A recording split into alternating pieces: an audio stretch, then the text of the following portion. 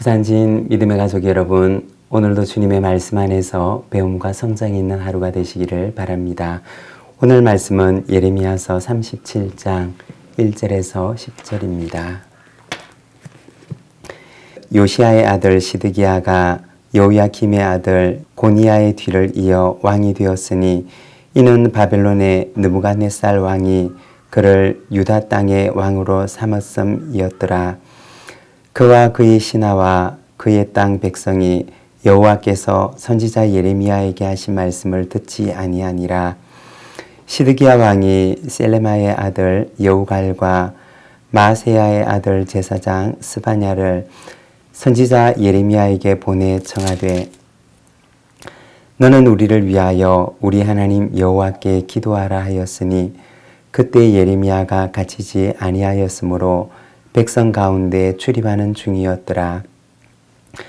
바로의 군대가 애굽에서 나오매 예루살렘을 에워쌌던 갈대아인이 그 소문을 듣고 예루살렘에서 떠났더라. 여호와의 말씀이 선지자 예레미야에게 임하여 이르시되 이스라엘의 하나님 여호와께서 이와 같이 말씀하시니라.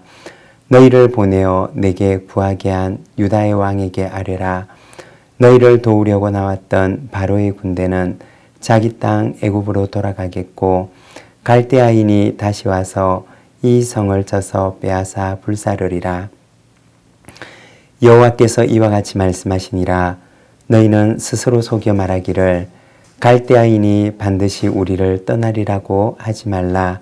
그들이 떠나지 아니하리라. 가령 너희가 너희를 치는 갈대아인의 온 군대를 쳐서 그 중에 부상자만 남긴다 할지라도 그들이 각기 장막에서 일어나 이 성을 불사르리라. 아멘.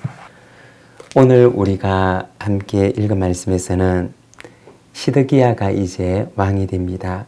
그리고 그는 예레미야를 불러서 자신들을 위해서 기도해 줄 것을 부탁하게 됩니다.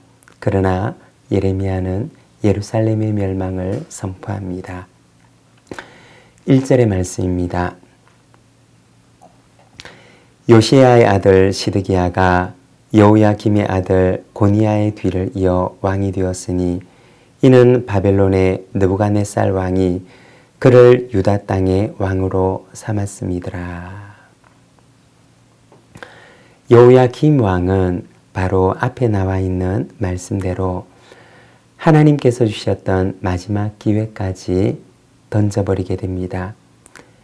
행여나 그들이 말씀을 듣고 돌이키면 용서해 주리라는 마음을 가지고 두루마리 책에 하나님의 말씀을 기록해서 낭독하게 하지만 여호야김 왕은 말씀을 읽어내려가는 족족 칼로 찢어서 그것을 화로불에 던져넣게 됩니다. 그 뒤를 이어서 고니야가 왕이 되는데 열왕기서에 나오는 여호야김 왕을 가리키는 말입니다. 이 고니야 왕은 재위기간이 석 달에 불과했습니다. 그리고 그 다음 왕이 되었던 사람은 시드기야였습니다. 시드기야는 고니야의 삼촌이었고 느부갓네살이 예루살렘을 정복하고 고니야를 폐위시키고 이 시드기야를 왕으로 세웠던 것입니다. 2절에 보면 이렇게 말합니다. 그와 그의 신하와 그의 땅 백성이 여호와께서 선지자 예레미야에게 하신 말씀을 듣지 아니하니라.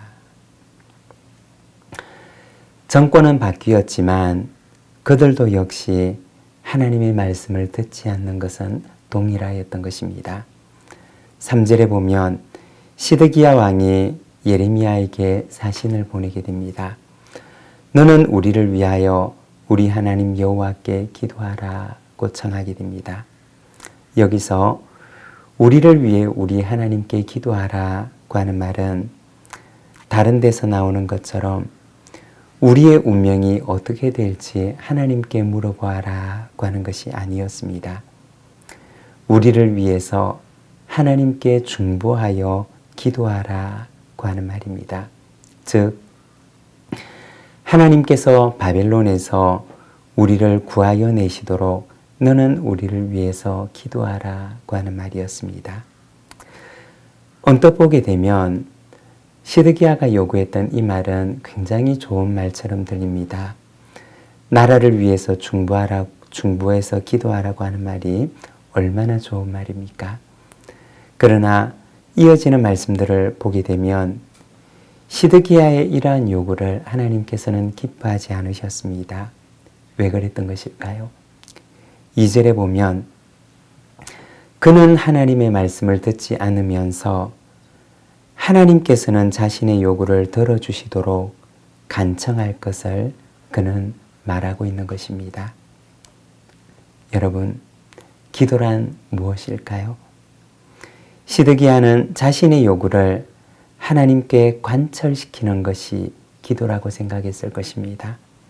그러나 하나님께 대한 인격적인 순종 없이 그는 선지자를 통해서 자기의 요구를 하나님께서 들어주시기만을 원했던 것입니다. 기도는 그러한 것이 아닙니다. 기도는 하나님과 인격적인 만남입니다. 인격적인 만남을 가지게 되면 그 속에는 변화가 일어나게 됩니다. 하나님과 인격적 만남을 가지게 되면 반드시 그 안에 변화가 일어나게 됩니다. 그러나 시드기야가 요청했던 것은 만남이 아니었던 것입니다.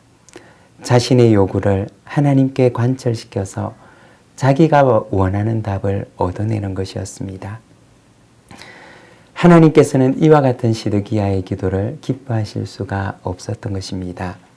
하나님께서는 시드기야 자신이 자신의 인격을 들고 하나님께 나오기를 원하셨지만 그러나 시드기야는 자신의 요구를 선지자의 손에 쥐어주고는 하나님께 응답을 받아내기를 원했던 것입니다. 5절의 말씀입니다. 바로의 군대가 애굽에서 나오매 예루살렘을 에워쌌던 갈대아인이 그 소문을 듣고 예루살렘에서 떠났더라. 여기에 보면 시드기야가 가장 바랬던 일이 이루어지는 것처럼 보입니다. 그러나 하나님께서는 예레미야에게 말씀하십니다. 반드시 갈대아인이 다시 와서 이 성을 쳐서 빼앗아 불사르리라고 하십니다. 하나님의 목적은 무엇일까요? 이스라엘이 잠시 동안 심판을 모면하는 것이 아니라 이스라엘이 회개하고 하나님께로 돌아오는 것이었습니다. 이스라엘 백성을 향한 하나님의 목적이 성취될 때까지 하나님께서는 쉬지 아니하시고 반드시 그 목적을 성취하십니다. 갈대아인이 다시 돌아오리라고 하나님께서는 말씀하셨던 것입니다. 갈대아인이 좋아서가 아니라 그들을 통해서 이스라엘을 회개시키시려고, 그래서 그들을 새로운 백성으로 만드시려고 하나님께서는 갈대아 사람들을 사용하셨던 것입니다. 여러분, 기도는 하나님과의 만남입니다. 하나님과 만남 속에는 반드시 변화가 나타납니다. 내 요구를 들고 하나님께 나아가는 것이 아니라 하나님과의 만남을 통해 하나님을 닮아가는 저와 여러분의 삶이 되시기를 바랍니다. 기도하겠습니다. 하나님 아버지 은혜를 감사합니다. 오늘은 예레미야서를 통하여서 시드기야 왕의 모습을 바라봅니다. 하나님과의 만남을 원하는 것이 아니라 자신의 요구를 관철시키기를 원했던 시드기야 왕의 모습을 바라봅니다. 하나님 아버지, 기도하옵기는 참으로 우리의 요구를 관철시키는 것이 아니라 하나님과의 만남을 통해 내 안에 진정한 변화가 일어나기를 소망하며 하나님 앞에 나아가는 저희들의 삶이 되도록 인도하여 주시옵소서. 주님, 이 하루를 주께 의탁합니다. 오늘도 주님과 함께 동행함이 있는 이 하루가 되게 하여 주시옵소서. 예수님의 이름으로 기도드립니다. 아멘.